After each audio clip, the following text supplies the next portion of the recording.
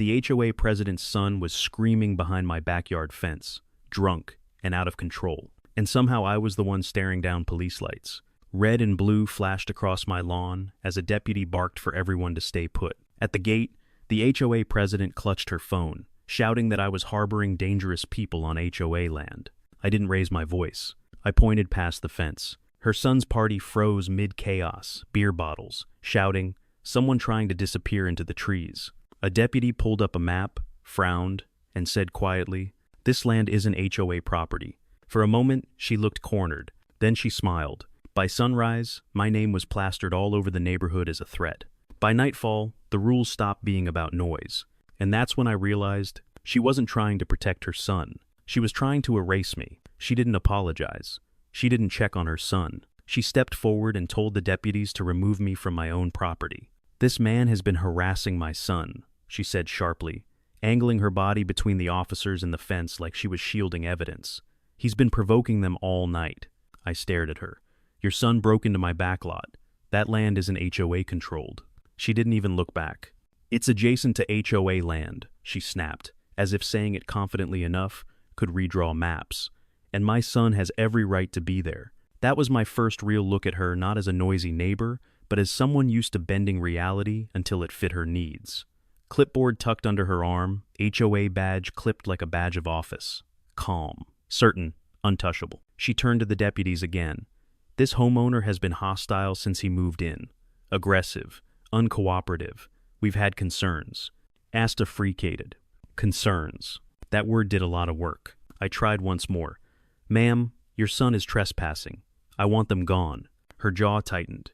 "You don't get to decide that," she said. "The HOA will handle it." That was the moment it clicked. This wasn't about noise. It wasn't about rules. Her son had crossed a line, and instead of pulling him back, she stepped over it too. And if protecting him meant crushing me with HOA authority, she was more than willing to try. By the time the patrol cars pulled off, her son's laughter was back, muffled behind my fence like he'd won something. The HOA president, Celeste Harrow, didn't leave with the deputies. She stayed at my gate, phone still recording, and said, "You're not going to bully my son." "I'm not bullying anyone," I replied. "He's trespassing." Celeste's smile was tight. "Sagebrook Ridge has standards. If you can't live by them, you can leave. Thanks for watching." Then she walked away like she'd just issued a court ruling. An hour later, my phone buzzed. Neighborhood group alert. Safety warning. Hostile homeowner on Juniper Bend. My address was right there. The post described me as unstable, aggressive, possibly armed, and implied her son had been threatened for simply being outside. By sunset, I had 3 strangers staring at my house from the sidewalk, one of them filming like my yard was a crime scene. At sex, 12 a.m. The next morning, a crisp envelope was taped to my door. HOA violation notice, typed like a death sentence. Harassment of residents. Interference with common enjoyment. Unapproved security modifications, my camera, apparently. The daily enforcement fee wasn't cute. It was $750 per day, per violation, retroactive to the incident. And at the bottom, bolded like a threat, non-payment may result in lien action. Celeste wasn't embarrassed by being wrong last night. She was angry she couldn't control the story, so she rewrote it on paper. That afternoon, Celeste came back with 2 HOA board members and a guy in a navy polo that said community security. They didn't knock. They stood on the sidewalk and spoke loudly like they wanted witnesses. "We're conducting a compliance inspection," Celeste announced. "You've created a hostile environment." "I'm not letting strangers inspect my property," I said. The security guy raised his phone and started filming my front door. One board member, an older woman with a plastic smile, held up a binder like it was holy scripture. Celeste flipped pages without looking. "The HOA has an easement corridor behind your fence. That's why my son was back there. He's allowed." "That's not an easement," I snapped. "That's my backlot." Celeste's eyes sharpened. "Then you should have no problem proving it." That's when I understood what she was doing. She wasn't just defending her son. She was building a record, a stack of concerns, complaints, and non-compliance, tall enough to crush me. By evening, another notice hit my email. Special enforcement hearing mandatory attendance. If I didn't show, the fines would convert into an immediate assessment. And the numbers were finally ugly enough to feel real. A community safety assessment in the low 5 figures, plus attorney fees as incurred. and agains. While I read it, I heard the fence line again shouting, music, the scrape of bottles. Her son was back. This time, when I stepped outside, I saw someone posted up behind my yard with a flashlight, watching my windows like he was waiting for me to react. Celeste didn't need to win in person anymore. She had the HOA system doing the swinging. I stopped trying to argue with Celeste and started treating it like a case. I pulled my deed. I pulled the county parcel map. I even paid for an expedited boundary overlay because I wasn't about to gamble my house against an HOA PDF. The map came back clean. My backlot was outside Sagebrook Ridge's legal boundary. No easement, no corridor, nothing. But when I checked the HOA's online portal, there, it was an HOA map that looked almost identical to the county's, except the boundary line had been nudged, just enough to swallow the strip behind my fence. That wasn't a misunderstanding. That was a move. That night, her son's hangout wasn't just loud, it was busy. Cars kept rolling up, cutting their lights at the curb. People didn't walk to the front door. They slipped around the side and disappeared behind my fence like they knew the drill. I stood in my dark kitchen, watching silhouettes move in the back lot, and felt that old, cold fear slide under my ribs, the kind you get when your home stops feeling like yours. Then I saw it. A quick exchange near the tree line, hand to hand. Cash flash. Someone pocketed something small and disappeared. My mouth went dry. This wasn't teenagers being annoying. This wasn't boys will be boys. 2- cited. Celeste wasn't protecting her son from me. She was protecting whatever he was doing back there. And suddenly the HOA's behavior made 6 sense. The fake easement claim, the fines designed to break me fast, the security guy filming my door like I was the threat. If that strip of land stayed mine, I could call the cops again. I could press trespassing. I could force real scrutiny. But if Celeste could turn it into HOA controlled, then everything behind my fence became their problem to handle quietly. I backed away from the window and grabbed my phone, thumb hovering over 911, then I stopped. Because I realized what she wanted more than silence. She wanted me to make the wrong call, so she could paint me as the danger again, and finish the story she started. And right then, my phone buzzed with a new HOA email subject line that made my stomach drop. Notice of intent to record a lien. I stopped talking to Celeste entirely and started talking to people who didn't care about HOA threats. The county clerk didn't even hesitate. She pulled the parcel file, zoomed in, and frowned. This boundary adjustment wasn't filed by our office. She rotated her screen toward me. The HOA's map overlay was there, time-stamped, uploaded, and quietly labeled as an administrative clarification. But the signature field was blank. No surveyor ID, no county authorization. That's not a clarification, the clerk said. That's a fabrication. By noon, I had a surveyor on site. Orange vest, bright against the grass, pounding stakes exactly where my deed said they belonged. He measured twice, checked twice, then handed me the report, my land. Clean, undisputed. While he worked, a patrol unit rolled by slowly and stopped. Not lights, not sirens, just presence. The officer leaned out and said, "We've had multiple calls about your address, all from the same source. Celeste." That was the moment the tone shifted from nuisance to pattern. I took the survey, the county confirmation, and the HOA notices straight to a lawyer who specialized in property and fraud. He read silently for a long time, then looked up. "She's abusing HOA authority," he said. "And if money moved the way I think it did, this isn't civil anymore." That afternoon, the community security guy showed up again alone, this time parking across the street like he owned the view. He filmed my front door, my car, my windows. I filmed him back. He didn't smile. He made a call. And 20 minutes later, I got the email Celeste had been building toward all week. Emergency HOA enforcement hearing 48 hours. Failure to attend would trigger an automatic lien to protect community safety. That wasn't pressure anymore. That was a countdown. That night, the shouting behind my fence stopped. Too quiet.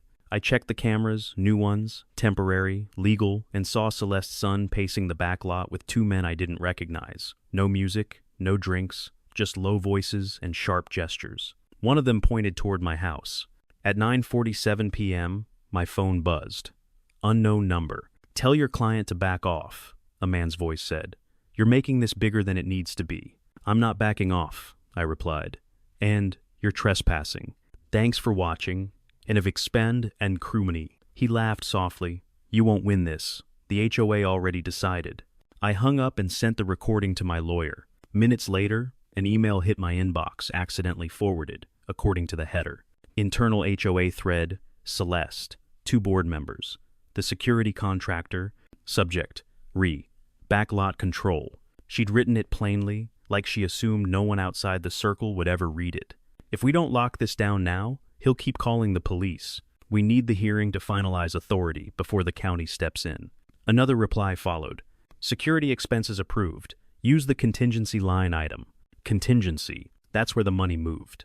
I forwarded the entire thread to my lawyer, the county clerk, and the detective who'd left his card earlier that day. Then I watched Celeste's house from my dark living room as her lights flipped on and off, fast and frantic. She knew. At 11:23 p.m. Her son's group vanished cars, leaving without headlights, engines cut early, silence slamming down behind them. 10 minutes later, a patrol car rolled through, slow and deliberate, stopping just long enough to make sure my cameras caught it. At midnight, I got one last message from Celeste herself. "Enjoy your little paperwork victory," she wrote. "Tomorrow, the HOA makes this official. After that, you won't have any rights back there to protect." I stared at the screen, then at the survey stakes glowing under my porch light.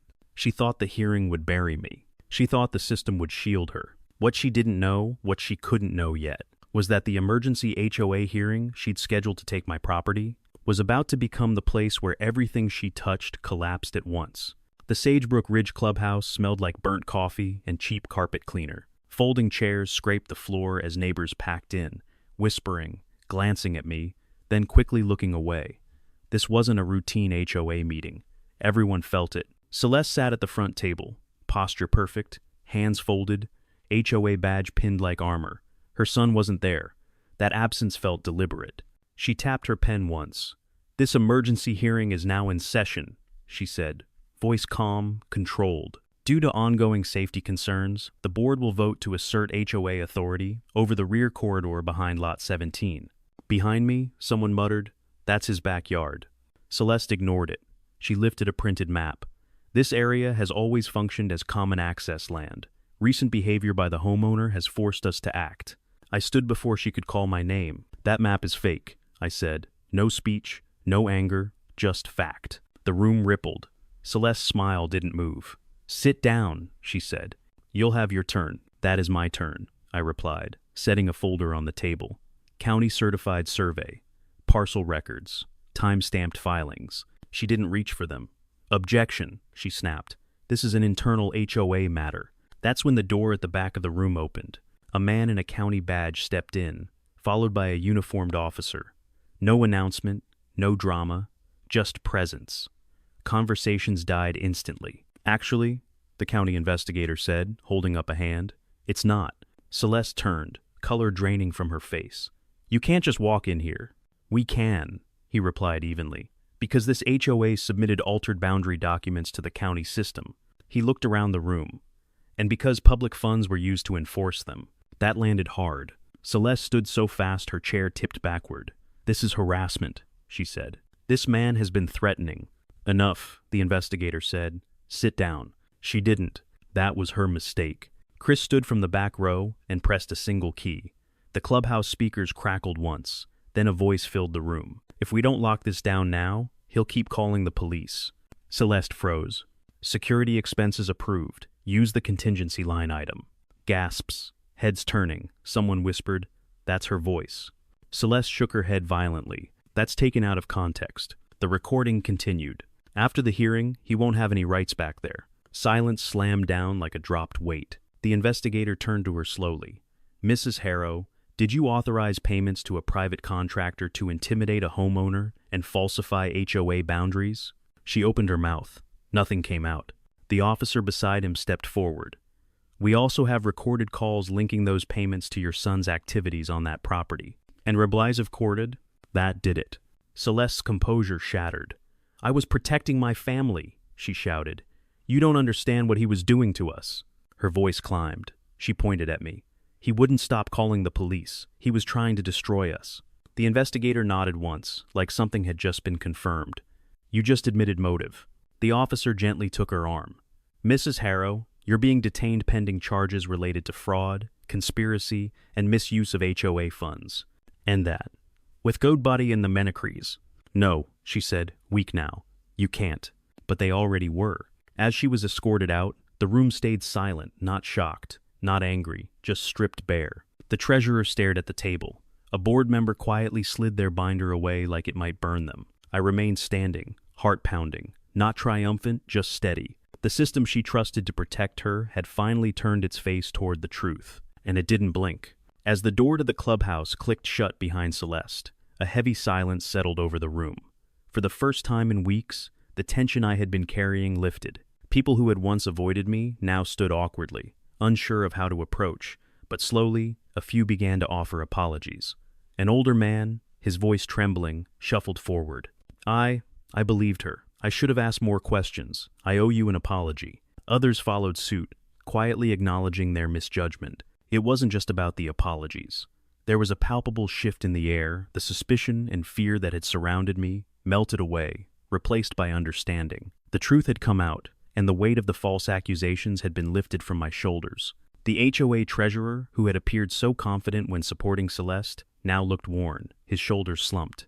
"We'll do better," he said softly. "The board will make things right." I nodded, grateful, but exhausted. The damage had been done, but there was a sense of relief in knowing that at least the community was starting to see the truth. Later that evening, as I sat on my porch, the cool air surrounding me, I felt a weight lift from my chest.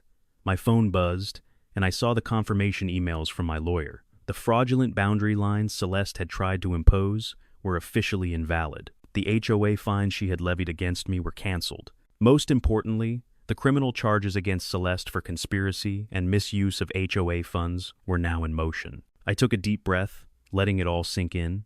The legal process had worked. The truth had been exposed. I hadn't resorted to violence or anger.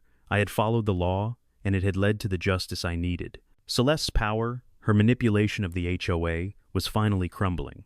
She and her associates would face the consequences for their actions. The HOA board, which had once turned a blind eye to Celeste's actions, was now in turmoil. They would have to adopt new, fairer rules to prevent something like this from happening again. A new president had already been elected, one who was genuinely committed to making the community better. The changes weren't perfect, but they were a step in the right direction. For the first time since moving here, the HOA didn't feel like a threat. The days that followed felt lighter. The neighborhood, once divided, seemed to be coming together again. Neighbors who had avoided me now waved, even stopped to chat, offering their apologies. The tension in the air had vanished, replaced by a renewed sense of community. The neighbors who had once whispered about me now saw the truth. A few days later, the HOA sent out an official apology letter. It was brief, but it acknowledged the past mistakes of Celeste and her abuse of power. It wasn't much, but it was a start, a sign that the neighborhood was willing to heal. More importantly, it was a reminder of how much damage can be done when power is used for personal gain, and how much stronger a community becomes when people stand up for what's right. I spent the next few days walking around the neighborhood, letting the peace sink in.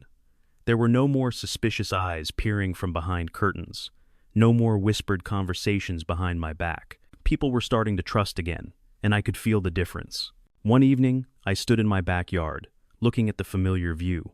The trees, the grass, the fence, my space. For the first time in weeks, it felt like mine again. The backyard that had been the center of so much chaos now felt like a sanctuary. I could finally take a breath. The peace wasn't just in the absence of conflict, it was the presence of truth. The truth had fought its way to the surface, and with it, everything that had been built on lies had crumbled. The battle had been long, but the victory was sweet. Celeste had tried to control my life, to erase my peace with lies and power. But when the truth stepped into the light, everything she built came crashing down. Looking back, the win wasn't what mattered most. The real change came when I stopped letting anger take over and started focusing on the process. If I had acted out of frustration, things could have gone much differently. The situation was heated, and I could have easily gotten swept up in it. But instead, I kept my head and followed the legal route. I gathered evidence, kept records, and trusted the system. That's what made the difference. It's important to recognize the line between standing up for your rights and letting emotions control your actions. Standing up legally means staying grounded, following the rules, and using the tools the system provides. It's not about a big emotional outburst, it's about evidence, documentation, and following the proper channels. Reacting emotionally or violently only fuels the chaos, while legal action brings clarity. If you ever find yourself in a situation like this, remember that the law is your ally. Keep records of everything, even the small details. Make sure you have a paper trail that supports your case. Public filings can be key. Check them, cross-reference them, and stay informed. When things feel like they're getting out of hand, don't hesitate to consult with an attorney. They'll help you navigate the complex parts and ensure you're moving in the right direction. Communities thrive when everyone respects the law. When power is unchecked, it leads to injustice. But when the system is used properly, it brings balance. The truth may take time, but when it comes out, it has a way of restoring peace. I didn't win because of anger. I won because I trusted the law to guide me, and in the end, it worked.